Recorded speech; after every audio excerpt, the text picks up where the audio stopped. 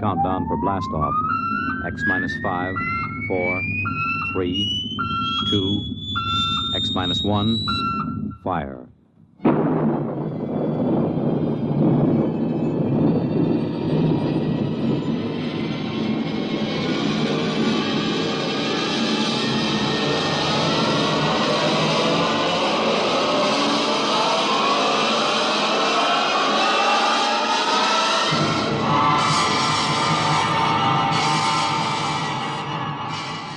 From the far horizons of the unknown come transcribed tales of new dimensions in time and space. These are stories of the future, adventures in which you'll live in a million, could be years, on 1,000 maybe worlds. The National Broadcasting Company, in cooperation with Galaxy Science Fiction Magazine, presents X minus 1.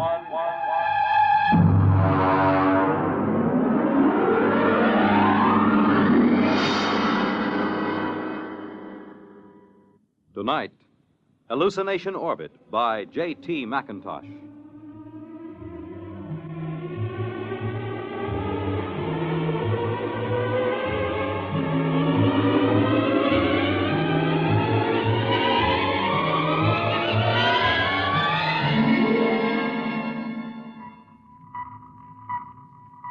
Mr. Chaka. Sir? Stand by to release pickup rocket. Yes, sir. We'll break orbit in 8 hours, have damage control pull the rods on the number 3 pile. Check leakage. Yes, sir. Try and have the locks cleared of all unessential personnel when that pickup rocket comes back. There's no point in making trouble. I understand, sir. Pick up rocket away, sir. Very well. Take over, Mr. Chaka. I will be in my quarters if I'm wanted.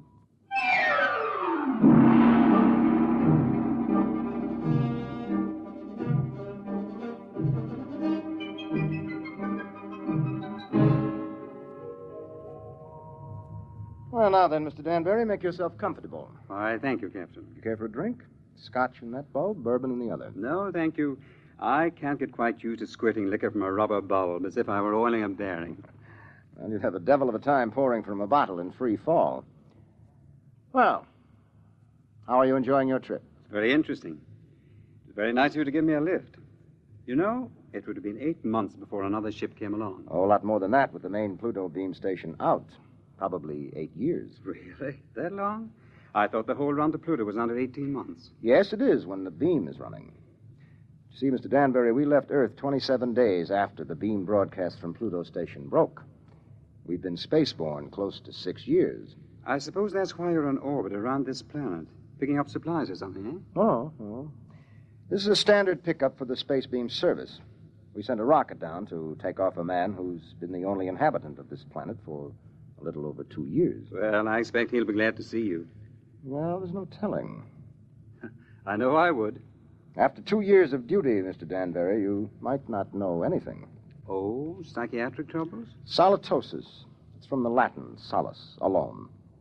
Is that much of a problem? Only in space. Here, look.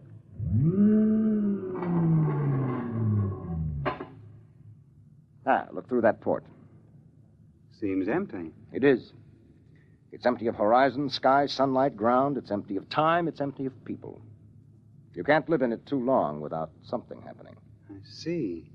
But surely people have been alone before spaceflight. Oh, yes, but they have been on the same world with other people. And that seems to make a difference. You take a hermit on Earth, he may spend his life trying to escape civilization. Put him on a deserted world, he turns psychotic. Is there a cure? Oh, sure. Put him back with people. At least about 40 people. That seems to be the critical number. See, I have 48 in this ship's complement. I could run her with about 18. But if I tried to, I'd have psychos on my hands 6 months after blastoff. But then every one of these men on the beam stations, they're all alone, aren't they? That's right. Well, then they must get it. They do. It wouldn't pay to leave more than 40 men on a space station. And less than 40 is too dangerous. Solitosis can be homicidal. So they leave one man. Now, he gets it all right. But you can snap him out of it just by taking him back to Earth. That's why I like to have as few people as possible around when the pickup ship comes back. It can be pretty unpleasant. What are they like? How does it affect them? Well, so far, I've picked up about 28 space station officers, I've seen 28 different sets of symptoms. I wouldn't want the job of getting those guys out of their stations and into that pickup rocket. Captain here. Pickup rocket. Signaling, sir. All right, Mr. Chalker. Prepare to receive the pickup. Alert the psychiatric staff, and I'll be right there. Would you care to see them bring him in, Mr. Danbury? You're welcome if you have a strong stomach. I don't think so, thank you. All right. Mr. Chalker, as soon as the rocket is secured, make a trajectory for the next station. Yes, sir. That's Pluto Station 3. Carry on. Oh. Pluto Station 3. That will be a honey of a job. He has been on that lump of rock all by himself for close to 6.5 years.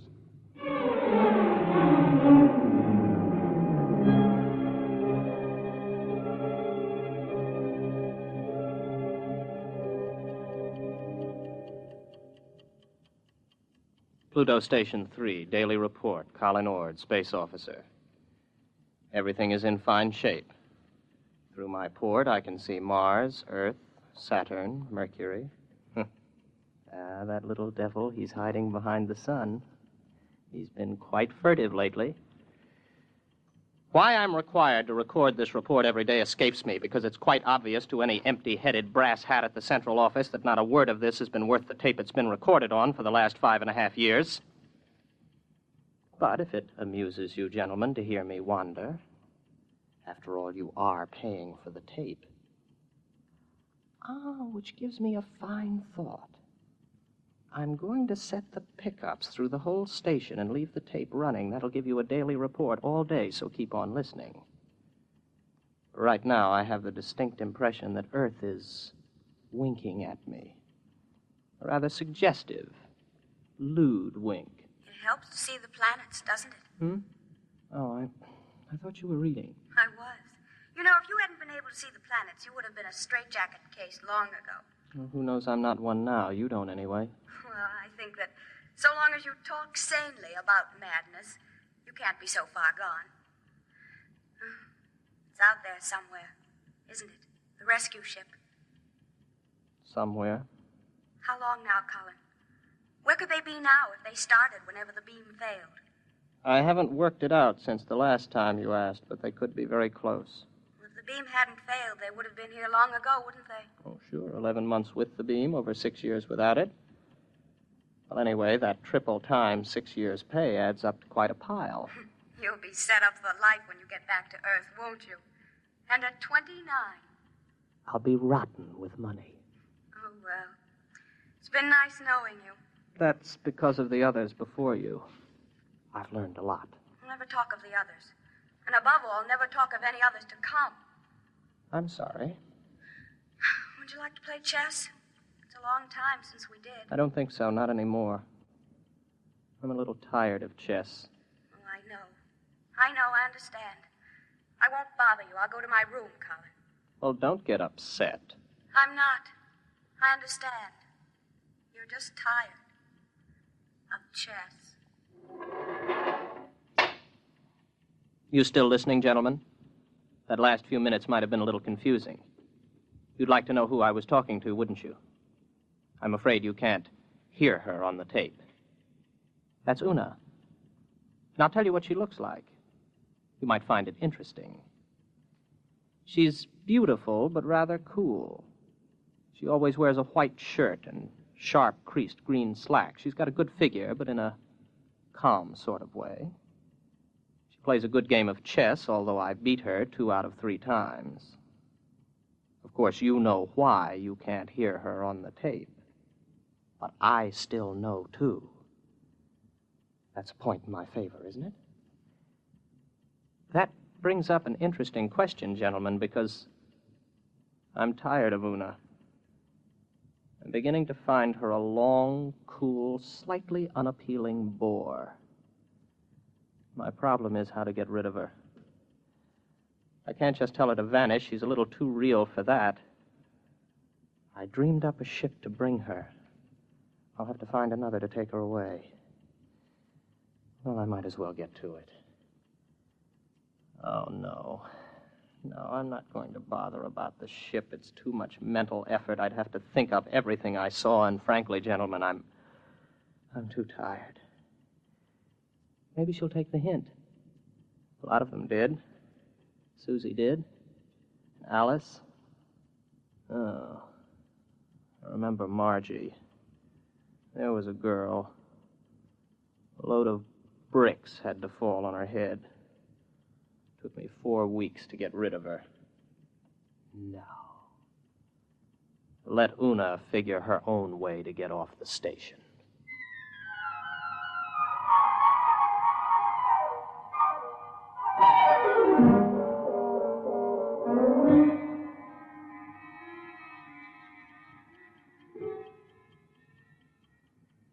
Well, she's gone. I thought she might. Her ship's gone, too. Well, all in all, I don't think Una was really very satisfactory. One of these days I'll start believing in them, and I'll be really gone. Well, if I activate the main screens now, I'll see a ship coming into land pretty soon. Every once in a while, I have a thought that when the ship really comes, I'll think it's make-believe. Yes, there it is.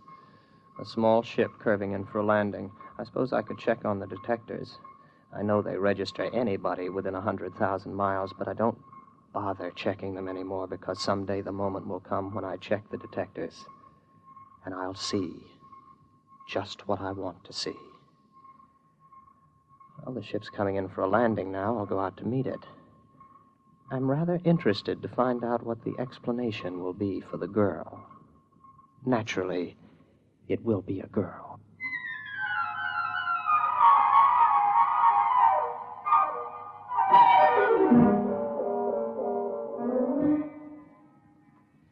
It's all right. You can take your helmet off. The air's all right in here. You must be Baker. Oh, good heavens, no. Baker was before me here. You can't be one of his dreams 7 years late. I'm Ord, Colin Ord. Before we go any further, just how does solitosis affect you? Well, that's new. None of them ever asked that before. It makes me see things that aren't there. And you know there's nothing there? Sometimes. Do you know I'm here? I'm making a point of not wondering about it. Well, one thing you can be sure of. This. Do you see this? This is a gun. I just want you to know I'm not heaven's little gift to lonely space station officers. Is that clear? Oh, yes. Yes. What's your name? Elsa Cutterline. You want to know why I'm here, of course. Not particularly. What? Well, that's always the weakest part of the story. I don't like to press it. Why don't you, take off your spacesuit? I'll tell you why, just the same. I killed a man. Why and how doesn't matter. I had access to an experimental ship.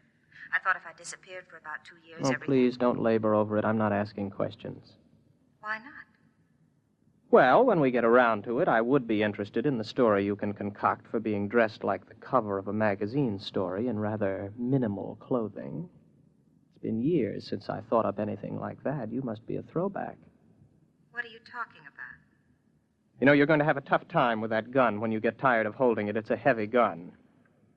How long do you think it'll be before I take it from you? After all, you have to sleep. There's no door in the station you can lock that I can't get in. I know. I just wanted to make sure you weren't violent. I think I can get on with you, Ord. Yes, I see. The question is, my dear, whether you're real or not. Well, don't I look real? Oh, yes, but that doesn't prove anything. As a matter of fact, the realer you look, the worse off I might be. But then there still is the remote possibility that you might actually have killed someone and decided to hide out on a space station. Shall I tell you something else, Elsa? What? I'm suddenly tired of the whole business. Breathes there a man with soul so dead, I'm sure you know the rest of it. I would suddenly like to have enough people around me so that I could be sane. I would like to find women as part of life instead of having them pop up here from the depths of my rather pornographic subconscious. But you've shaken me, Elsa. 24 hours ago, I was congratulating myself that solitosis hadn't really gotten me. But now I don't know. Just don't try anything funny, or you'll find out whether I'm real. The hard way. Any way is the hard way. First, I'll go out and have a look at your ship.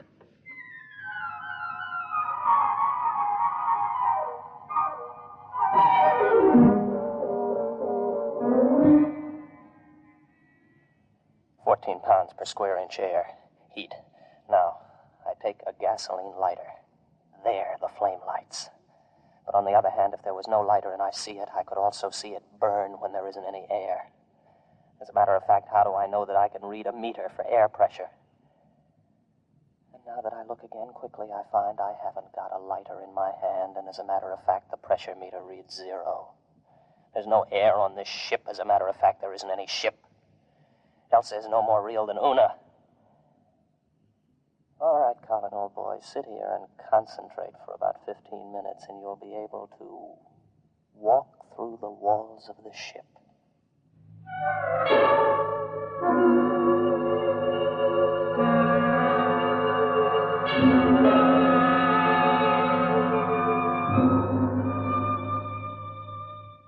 Well, what did you find out there?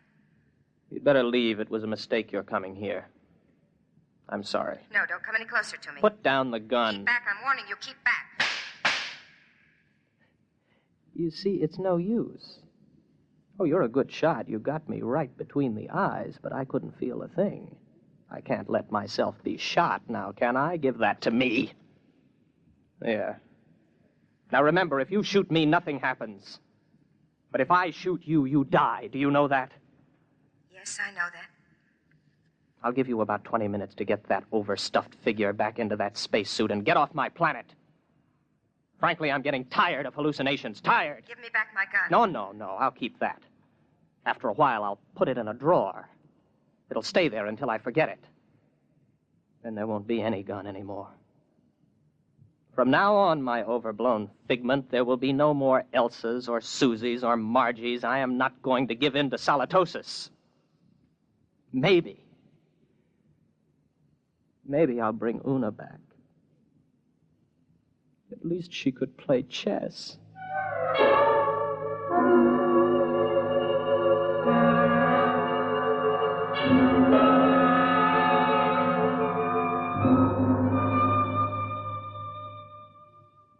Pluto Station 3, Daily Report, Colin Ord, Space Officer. Gentlemen, I have successfully fought off solitosis for 2 days, and I have been alone. However, I'm afraid I'll lose as I watch my main scope now. I see a ship coming in again. I wonder what this one will be like. It's a launch from a larger spaceship. Maybe a lifeboat. Dorothy came in a lifeboat. I wonder what this one will be like. I've got to find out when she comes whether she's real. That's the key, as long as I know if she's real. When I don't care anymore, that's when it's really got me. The ship's down now. There she comes out of the airlock. I've got to find out whether she's real.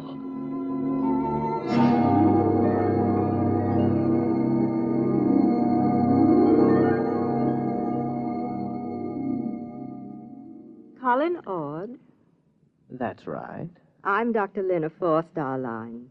Marilyn Lynn. Oh, very pretty. Are you going to tell me your story now, or do I have to wait? I'm not going to tell you anything till I've found out a little more about you. Well, you're an improvement on the last one. At least you're young and beautiful, and you're not fantastic, and you look intelligent. What do you mean? Don't worry about me. I see things that aren't there. Particularly people. Oh, so you don't believe I'm here? Would you? If you were me? Do you know I'm not here? No, that comes with time. At least it always has so far. You mean you've always proved to yourself that your visitors were mere fantasy? With a struggle. Interesting. Controlled solitosis. I never heard of it before. It's a pleasure to meet you, Mr. Ord. No, that doesn't make you real. They all say that. Why should I want to make you accept me as real? I don't know. But they all do. When will you know? Oh, I can't say. Maybe in 5 minutes. Maybe not for hours. How do you do it? You don't shoot me to see if I die or anything like that, do you? No, nothing like that. If I shoot you, you do die, like the witches in history. They'd die if they were, and they'd die if they weren't. Your mind has remained agile enough. Naturally. I never heard of solitosis inhibiting intelligence. Would you like some coffee? Is that part of the test? Whether more coffee is actually drunk than you drink yourself? No, that doesn't help. It would be very easy for me to make half what I thought I made, to fill a cup with nothing and pass it back. You look afraid.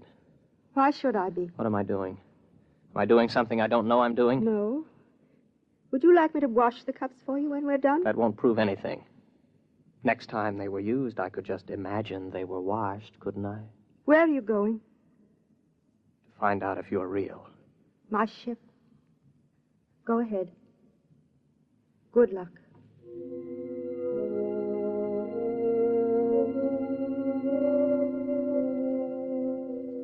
What's she afraid about? Something I said. None of the others were really afraid of me. I can't tell yet. Nothing's happened. The meters all read 15 pounds to the square inch air pressure, but that's no good. I can't tell if I'm reading them at all. Oh. Well, the wall's solid enough. My hand hurts. That doesn't prove anything. Supposing I open my faceplate. If there's no ship and no air... All right, my faceplate's open. I'm breathing air. But then again, on the other hand, my faceplate may still be closed. Maybe I only think it's open. I can't tell.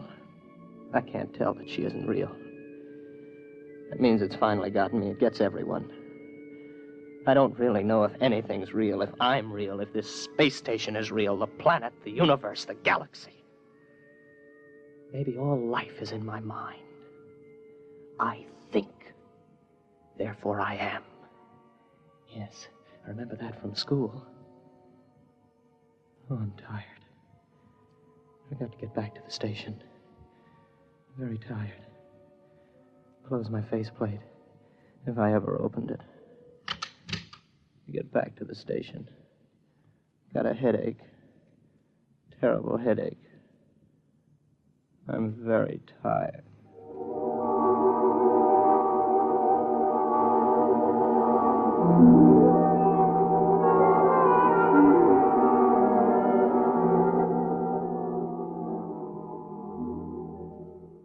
Are you all right now?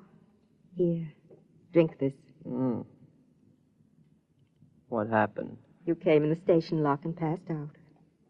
How long have I been out? About 24 hours. You're a very sick man, Mr. Ord. Reality. Very important thing, isn't it? It's the most important thing there is to learn. Merely to you. Solitosis naturally affects what matters most to the individual, but we needn't talk about that. But I know now. You're not real. You can't be, even though I feel you are. How did you decide that? I couldn't prove you weren't, not on your ship. I'm too far gone to figure out any test that'll work. But if you are real, then how did you avoid solitosis? The only way there is. There are 48 men and women in the relief ship that's in orbit around your planet right now. I came down in the pickup rocket. We have well above the critical number of people. I keep rational by knowing they're up there in the orbit, and as soon as I'm ready, I'll take you back up there. Well, I suppose I can wait. I don't really care if you're real or not anymore. I know. It'll take a long while before you care. You sound sad. What's the matter? It's the way you look at me. What do you mean? What do you see when you look at me? Well, you're strong. Sort of quietly beautiful. About my age.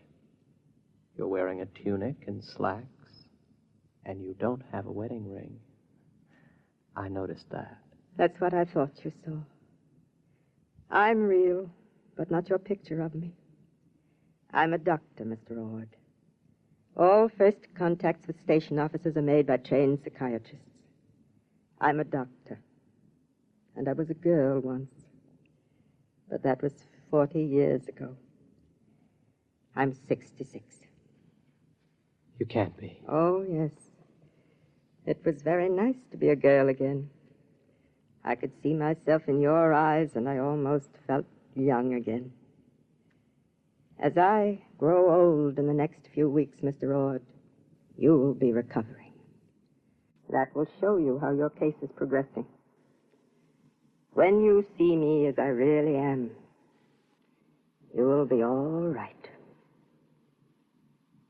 Assuming you're real, Marilyn, it really must take something to come down alone to see one of us. I think I see you now, as you really are.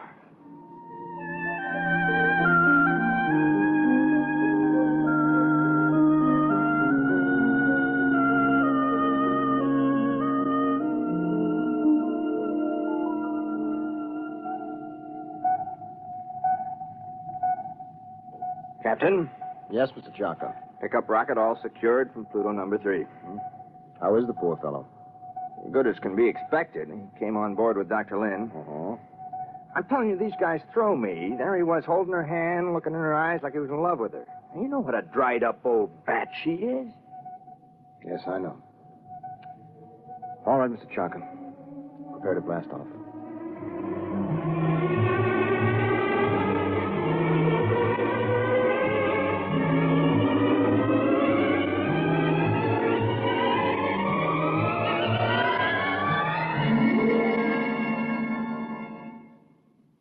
You have just heard X-1, presented by the National Broadcasting Company in cooperation with Galaxy Science Fiction Magazine, which this month features the Willie Lay column, Mutant of the Iron Horse, describing monorail railroads of the past and future. Galaxy Magazine on your newsstand today. Tonight, by transcription, X-1 has brought you Hallucination Orbit, a story from the pages of Galaxy written by J.T. McIntosh and adapted for radio by Ernest Kenoy. Featured in the cast were William Redfield, John Larkin, Vera Allen, John Moore, Terry Keane, Dick Hamilton, and Hope Risman. Your announcer, Fred Collins. X-1 was directed by Daniel Sutter and is an NBC Radio Network production.